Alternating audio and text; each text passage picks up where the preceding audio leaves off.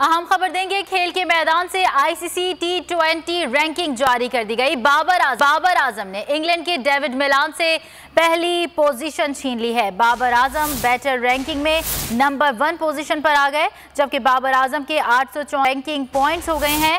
Wicket keeper batter Mohammad Rizwan चौथे number पर आ गए। ऑस्ट्रेलिया के कप्तान एरन फिंच का तीसरा नंबर।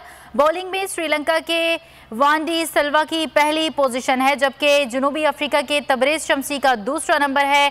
पाकिस्तान के शाहीन आफरीदी 13वें नंबर पर चले गए। आईसीसी T20 रैंकिंग जारी कर दी गई। बाबर आजम ने इंग्लैंड के डेविड मिलान से पहली पोजीशन छीन ली है। बाबर आजम बैटर रैंकिंग में नंबर 1 पोजीशन पर आ गए। बाबर आजम के 834 रैंकिंग पॉइंट्स हो गए।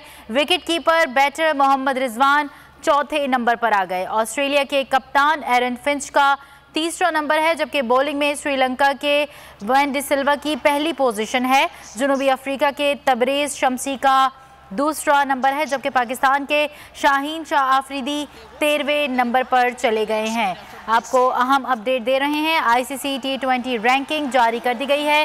बाबर आजम ने इंग्लैंड के डेविड मिलान से पहली पोजीशन छीन ली। सब्सक्राइब करें और बेल दबाएं ताकि कोई खबर रह न जाए।